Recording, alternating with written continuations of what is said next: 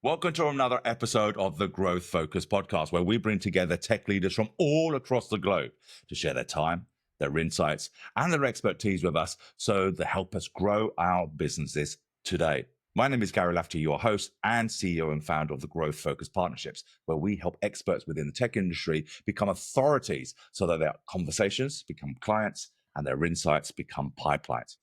On this episode, we're going to be talking about breaking glass ceilings. We're going to be talking about repivoting from different backgrounds and how data-driven decisions can actually really help you grow your company as long as you know what you are actually looking for. So I'm really looking forward to this particular episode. So grab a pen, grab a notebook, grab whatever you want to take notes on, get yourself a cup of coffee or a glass of wine, depending on what time of the day it is, and up to you. Let's get into it. So David, welcome to the episode. It's so great to actually have you here. Why don't you start off by introducing yourself? Why don't you tell us who you are and what is it that you actually do? All right. Well, hey, everybody. Nice to be on the show. I'm David Slavich. I'm the co-founder of iCustomer. And what I do at the company is a little bit of everything. I think like a lot of founders at early stage companies, right? You're handling engineering, product, you're onboarding customers, you're doing customer success, even inspecting a little code every now and again. So a little bit of everything. But I'm more on the customer facing side. It was a strategic decision because we have three co-founders, where there's three of us. We're all engineers. Not really sure whether that's a feature or a bug, but my other co-founder made a decision early on, we should try and stay out of the weeds a little more and be a little more business focused. And I think he's mostly been right about that. That's great. And listen, you've got such an interesting journey. We're going to dive into your company and what is it that you do and who did it help and, what's really helped you grow over the last few years. But before we do that, having spoken to you before, David, you have such an interesting path to where you are today. Why don't you just share that with us? Why don't you tell us about where you were and how did you get to today? Yeah. So my career can kind of be split into like pre-tech and post-tech, and post-tech is actually relatively recently, but pre-tech, we got to go all the way back to after I graduated from college, right? So this is like Berkeley circa 20 plus years ago. And my dad had been this big infrastructure power guy at Bechtel. And so I'd traveled, like my baby passport, my infant passport has like Saudi Arabia on it, right? My initials, David Francis Slavich, literally are duty-free shopping, right? So it was like destined for the life abroad. And so, at the time, BRIC was a big thing. And for those, listening to the podcast, like this acronym doesn't even exist anymore, right? But when I was a young man, it was everything. It was on, all of the news. It was like on billboards. It was, what everyone was talking about, because that's where the growth was going to come from for the next, for the future. It wasn't AI. And so I went out to Asia to chase, growth in the BRIC countries, Brazil, Russia, India, China. I did my MBA in Beijing University, which is sort of the Harvard of the East out there, and got a fantastic network, and then ended up getting a gig in Shanghai, China, where I lived for 4 years. And that was at an infrastructure power company doing coal gasification. So we would turn crappy coal into hydrocarbons, and in a green way. And what I learned along that path was number one, sort of explore your curiosity, and also the data-driven thing you were talking about, even though it's a what a lot of people consider sort of a legacy industry. But as an example, I noticed that while I was at this company, that while we could get these plants built, the Chinese would finance these billion-dollar plants, even if you just had an idea. So that's critical, right? You need something to demo in order to sell the thing. But we couldn't really make any money. It was more or less impossible to make a profit. And so I'm like, all right, well, we've got the plants that we can demo so we can sell the product. So we need some greenfield territories to go into and make some cash. And so I just one day, it's that 80-20 approach. I took the 20% of my free time and I started plowing through these data streams that you can get publicly on resources of other countries and stuff like that. And I ended up putting together a white paper of territories that we could go to. And I picked India as sort of the Goldilocks because, according to my research, they had a lot of low quality coal, and they had a hydrocarbon problem. They more or less don't have any oil. They have a little bit of gas, like the KG Basin off the south of India, but it's really difficult to get that gas into the country. And so they spend a lot of money importing, like it kind of hurts the rupee quite a bit. So as this 29-year-old guy, I was like, we're going to go into India and we're going to save it by like producing hydrocarbons in country and converting this useless resource into a useful resource. I submit this white paper, I go and have a pint, and literally like a week later, I get a call like on a Saturday while I'm taking a cab from some pub back to my apartment in Shanghai. And my boss is like, hey, we want you to fly out to Delhi on Monday. And it's like Friday or Saturday. And I'm like, okay. And so then within 3 or 4 days, I had packed like an 80-kilogram bag of all of my stuff and moved from Shanghai to New Delhi to start this office. And so that was my first taste of like real success by like just following that data curiosity stream. And then I ran that business for a couple of years, ran into this problem called Coalgate. Basically, like all of the mining projects in India for a little bit got shut down because of corruption. So it destroyed my pipeline. But I was like agile enough, I'd made friends. And so I was able to hop, and I made sort of a horizontal leap over into finance. And so I ended up working at an investment bank. And this really changed my life forever, because the investment bank was in Hong Kong, and I lived in this beautiful high rise like in the east of the main island,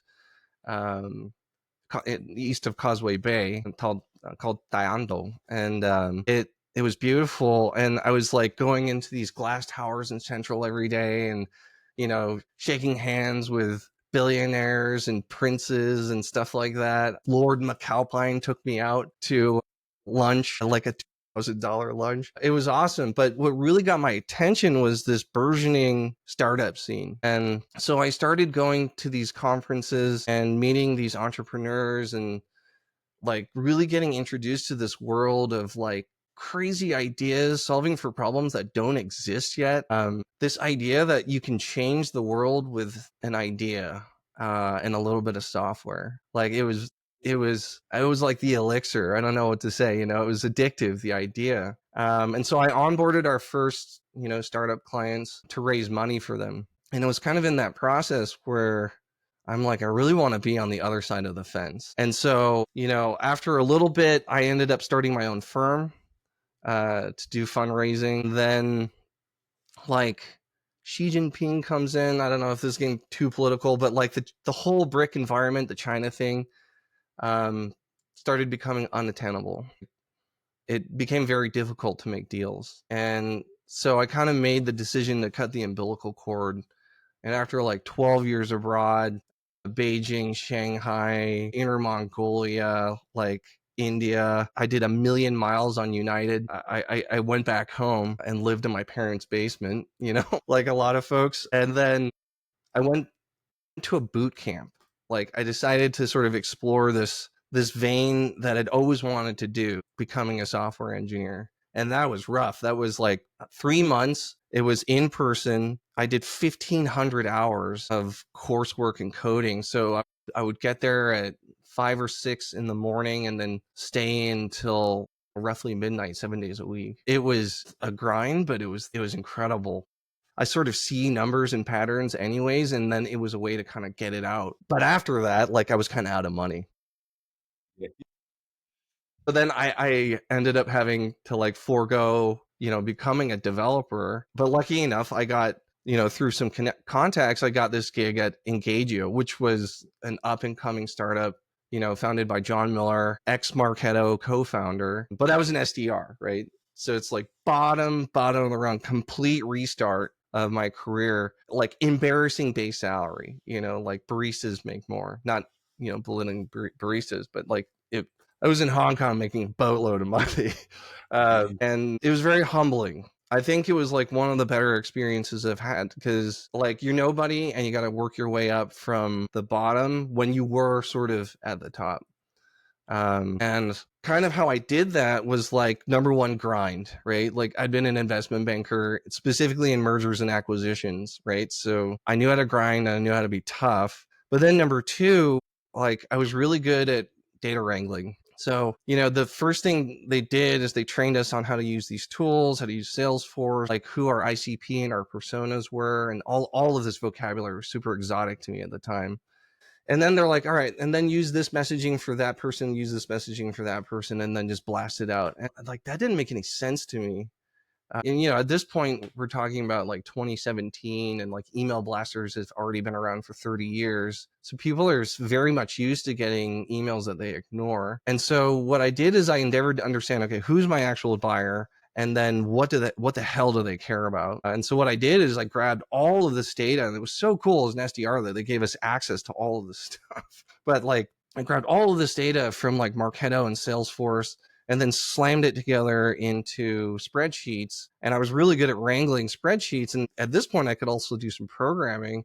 And I was able to kind of like create this statistical model of like who the buyer is. So like sort of a scientific idea of who the buyer is based on the signals that I'd found. And just using this data-driven profile, I was able to like do roughly 110% of my number every month. And so I went from like a base salary of, 30K, give or take, to making over six figures in my first year. And so that's when I started. I'm like, okay, like now it's kind of all coming together, sort of all of these weird experiences in my life, and then learning how to program, and then learning Salesforce and all this stuff. It all starts to come together.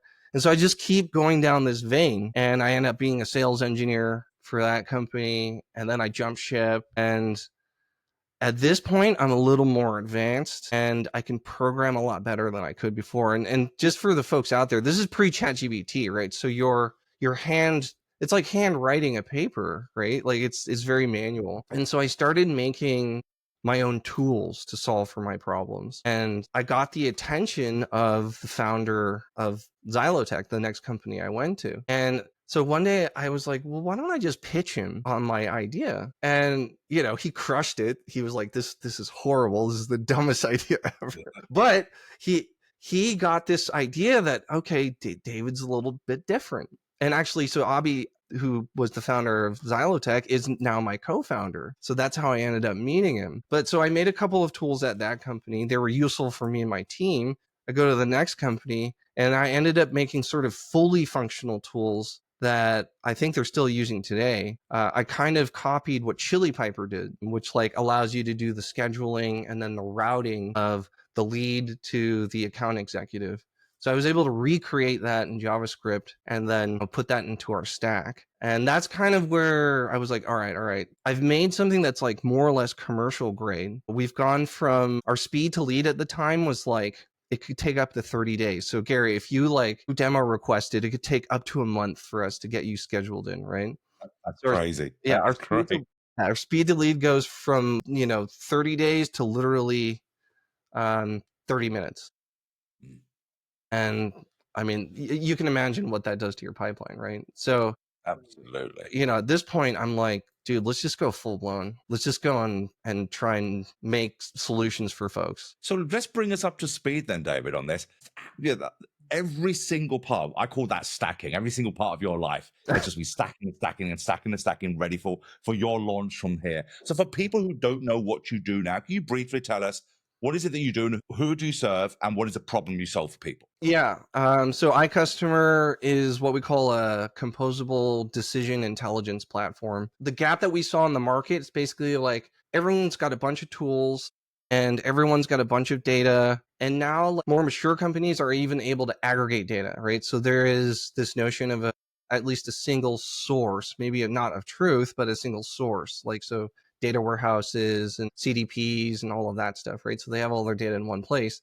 But now going from the heap of data to taking an action, that hasn't really been automated properly. And so that's why we say decision intelligence. So we take the data and we make it like intelligence ready, so that like you can look at something and immediately be able to decide an action. Obviously, there's AI involved in these systems and stuff like that. And we also have like a very special like identification system that we call the Open Graph, that has like every person and company and address in the universe, and that's tied to like a unique ID, so sort of a social security number of sorts, and it's immutable. So using that system and then a bunch of AI, you're able to kind of go from just raw data to making a decision in like a business time frame, right? Rather than getting a data science team to do it over the span of 6 months. Gotcha. So you've got a very, very narrow niche. I mean, I know you serve wide, but you've got a narrow niche. I mean, it's Yeah. something quite unique there. Business intelligence that's operable. You can absolutely use it almost practically immediately. The speed to lead thing that you learn as an SDR is very, very important. I think most companies miss that today. So that's certainly something which is very pertinent. But it's still a noisy market out there. When you've got something out there, it's almost could be the best kept secret if you're not getting heard. Yeah. How are you and your company standing out and making sure that your message is being heard there and say, hey, you need to look at this stuff? Yeah. So, I mean, the one really surprising thing to me, Gary, and we talked about this before, is like the power of LinkedIn and putting out like content that people want to consume. And the painful thing that I learned is like they don't really give a, can I swear? I don't give a hoot. Don't give an absolute hoot. We'll go with that one. But people already know what you're going to say. Okay, yeah, they don't give a hoop about your product, right? Yeah. They don't want to hear about it, but they do kind of care about you, right? That's why you're in their network. And so one thing that I've done to some extent recently was, producing content that sort of has nothing to do with my business, but it's entertaining and it does have something to do with my audience. So I created this thing called WTF Tech, where sort of a offshoot persona of me roasts like big tech companies or big tech concepts, things that people have had issues with. And That's believe it or quite a zig when everyone's zagging. And I'm glad you brought that up because when we've been speaking before, David, that was one of the things which I absolutely loved, because everyone's trying to conform on LinkedIn. Although LinkedIn has yeah, changed dramatically over the last few years, a majority of it, when you look at it, is not stopping the scroll. There's no pattern interrupt because everybody's exactly the same. They're all peddling exactly the same stuff. But what you've gone and done is actually gone the complete opposite. When everyone is zigging, you've gone and zagged and said, you know what? And I love the tagline as well, WTF Tech, where you go out and roast something where it's almost unheard of in tech because tech wants to conform. Tech yeah, wants to be professional. It wants to come across professional. So where you've literally gone the opposite way and go, hey, let me strip down these walls for you. let's make a joke out of it. So what kind of response do people? Because people are going to be listening and watching this and going, yeah, I'm not sure how that's going to work with my reputation. Why don't yeah. you blast a few myths out for us about that?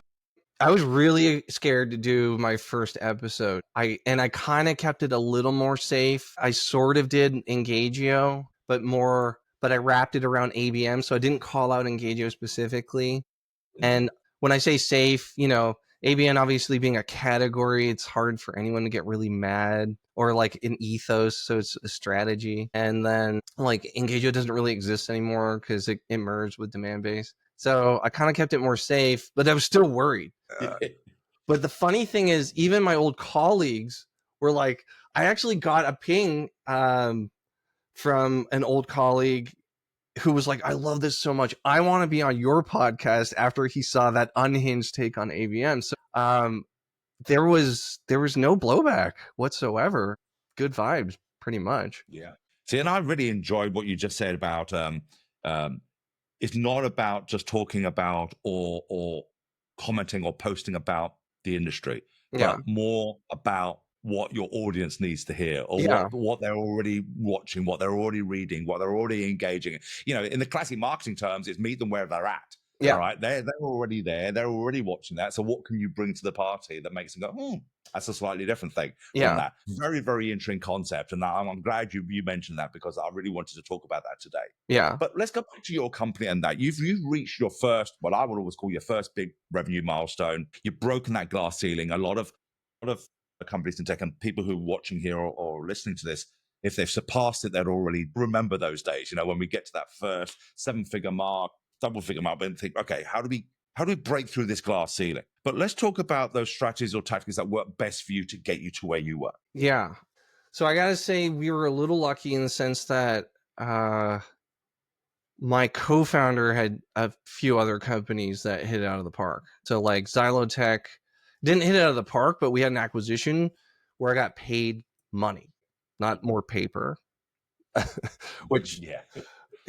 is a big difference. So I consider that a big success. So like when people found out about what we were doing, a lot of our old clients basically called us up and were like, we'll just give you a blank check sort of thing. So that, I think that could be somewhat unusual for first time founders, but like where we had to make a big pivot into sort of, so there's that first group of people that came back to us, right? And then we thought, okay, we're off to the races, but that's it. It was just these, a few of these giant companies that we knew well and they came back. And then there was no more really inbound, so to speak. And so Mm. I think it was almost like a false positive. It gave us like a lot of encouragement when maybe we shouldn't have. Founder, you've got to be nuts to be a founder, and you can't really see risk the way normal people do. So anyways, but we were sort of faced with, all right, now what do we do? Right. And we had this big enterprise ready product that we realized wasn't really like SMB to mid palatable. And so like, I think like a lot of founders, you have to be agile and you have to be able to pivot. And so what we did is we kind of broke the platform up, and that's where we stuck in the composable part, right? So you don't have to take this whole gigantic decision intelligence platform. If you just want something simple like champions tracking, where you could either buy a point solution and pay them their full fee, or you could just pluck a piece of our platform and then pay a partial fee, right? And so that's the pivot we made. And we had to change a lot of messaging around it, but it caught on. And there was a lot of iterations in between that completely Yeah. failed, right? Exactly. And this is the key thing about pivoting, isn't it? There's an element of pride when it comes to building, especially Yeah. within the tech industry.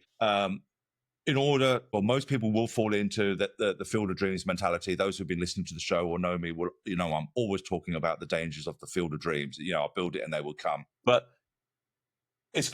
more success comes from those who pivot. More success comes from those who rather than blindly going down a route, who've had some major early successes, have suddenly turned around, well, how can we make this bigger? How can we make this smaller? How can we break this up? How can we change it to reach a bigger, better market that's more consistent? Because like you said, if you had a couple of biggies that come in, you only need one of those to fall out of bed and then boom, it's going to kill you, Yeah. right? Yeah. You need to have that diversity. Yeah. So when it comes to bottlenecks, in your experience with other founders and leaders who are listening to this, what do you think are some of those bottlenecks that people go through when it comes to building their company that you experience and you got past? I think this might be more typical of like folks with engineering backgrounds, but I got stuck being in the weeds trying to build out this perfect product. And it's funny, I went into this knowing of this issue. A lot of founders write about it, and I still fell into the trap. I don't know. So definitely be wary of that. Like build like MVP, right? Like stay as close as you can to minimum viable product, right? As long as your whatever solution can achieve like a really minimum core loop.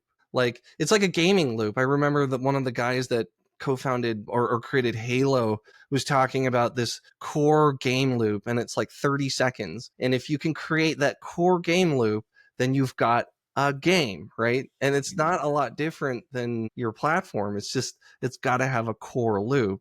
And so for me, that was one of the biggest lessons that was painful to learn. And then like go to market strategies, like you got to figure out what channels your crowd lives in. And like that landscape is changing so rapidly, right? Like, when I was an SDR, I mean, and I was good, right? And I was plowing a lot of time into these customized emails, right? And a lot of it was not programmatic. I had like 35% response rate. And I tried to apply the same skill set to prospecting for my company. And it was like, I mean, a 2% response rate or something like that. It was absolutely miserable. But then it's like, well, do I respond to emails? I feel like that kind of first principle thinking, like when you're thinking about going out to the market, just like what do I do in my basic life? That's a great guideline. So it's like if I'm not responding to emails and not really using Google anymore. What am I using? Right. Okay. I'm asking a chatbot.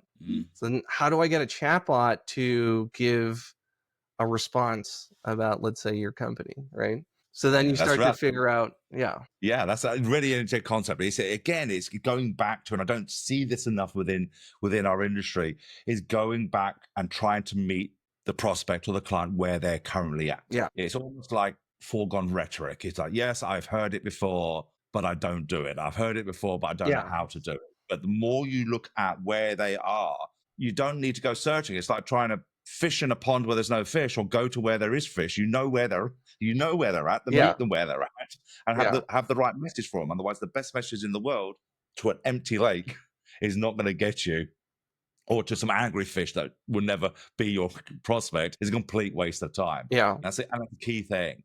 Looking back, what was one decision you made earlier on that paid off big time for you? God, well, cutting the umbilical cord. Like when I say that, my whole life abroad, and like we've talked about this, like, and you've lived in Asia as well, right? Like life is good, especially if you make a Western salary. Like your costs are literally nothing. I've got a buddy that's still out there, and he's making, God, just under $2,000 a month or something like that. But he lives in a 2,000 square foot, house, and he's got a maid, and um, it's awesome, right? But so cutting that umbilical cord was one of the most difficult things. My parents thought I was insane, and then going back and just restarting, yeah, that was the best decision I've ever made in my life, and I'm glad I did it when I was that age versus waiting, right? So like that was the best decision I ever made, cutting the Yeah, umbilical cord. that's a great one to have, is cutting that umbilical cord. And for those, I was talking to, again, somebody yesterday about the challenge of making sure, or waiting for all the green lights to be green. Yeah. You don't need all the lights to be green. You need one green light to be green, and then work the rest out as you get there. Yeah. But you've gotta. And I've known plenty of people, some very successful, and a majority of not so successful, because they have just waited and waited and waited and waited and never really got it off the ground. And when they do get it off the ground, they're not committed to that first green light. So, like you say, cutting that umbilical cord, Yeah. shutting the cupboards, burn the boats, as Tony Robbins would say, just burn the boat behind you. Yeah. And go in a different direction. Yeah. So talking about direction as we come to the end of this, go on, David. You were saying, And like, that's the big regret I have, and like a lot of founders, is like not starting earlier. Like procrastination is the mind killer, the time killer, and if you've got an idea, just run with it, man. Because the only real currency you have in life is time. And if you start early and you fail early, then you have time to recover. And like risk and reward are tied at the hip, right? Nothing you can do about that. So that's a very, very, very great insight there. As I said, the commodity of time is so valuable. And yeah, the quicker and earlier start. And that being said, it's never too late to start. that's true. So Yeah. for those who are listening, you're never too late. It just basically means that, that you've just got shorter periods of time Yeah. to fail. But we want everyone fail fast, get back up and learn again. But the key thing is the failing part of it. Not that everyone should fail, but you do learn very, very quickly from Hell it. yeah. So let's talk about your company's goals as we come to the end. What's the plan for the next 12 to 24 months? What's your company's goals, and what's your plans to get there? So believe it or not, we haven't raised a VC round yet.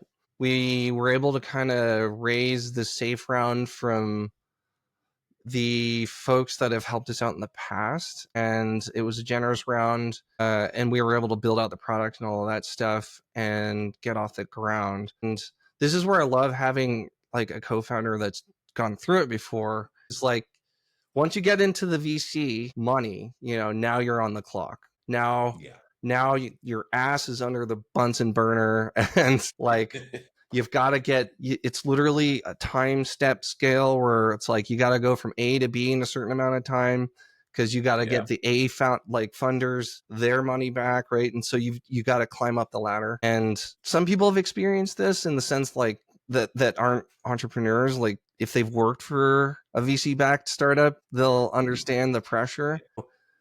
We want to go into it where we're a little more comfortable. And so like the plan for the next 12 to 24 is get like we want to get a broader spectrum of companies, right? Primary customers are more enterprise right now. So we want to spread the portfolio out a little more with mid and SMB, because, there's a relationship between the amount of time and effort that you have to spend with each size, right? So the smaller they are, the less time, the less effort you have to, go and get them.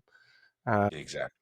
And then that also helps with refining the product. And the more clients you have, the more feedback you get, and you enter into this righteous cycle. So that's kind of where our main focus is like broaden the portfolio of clients and then get more of this feedback loop, and obviously improve the product, and then get our round in. We are planning on doing that raise this year, and then hopefully once that's finished, maybe hire some more people so I can maybe take Sundays off. Well, I'll tell you, it's always about, no matter where you are in the timeline, hard work, grit, Yeah. time committed to it. That's where you see the growth of it. So, David, thank you very much for your time today. I can't believe time is upon us. But if people want to get hold of you or know more about iCustomer or potentially work with you, what's the best way they can do that? Yeah, just David at iCustomer.ai. Just give me a shout, and happy to even just be consultative. That's fantastic. Well, David, again, as I said, thank you very much for your time today. Thank you. But more importantly, thank you for your insights that you've shared with us. Yep, it's been fun, Gary. Hope to do it again. We certainly will. And thank you, ladies and gentlemen, for joining us for another episode of the Growth Focus podcast. And by now, you know what I'm going to say. If you've picked up something from David today, please make sure you comment so other people can see what you found valuable. Make sure you like it. But more importantly, we grow by standing on the shoulders of giants like David, learning from people and leaders that we have on this episode. So make sure you share these episodes to other people so that they can grow as well. So until next time, as always, working hard, working smart, but please make sure you're profitable. See you on the next episode. Bye-bye.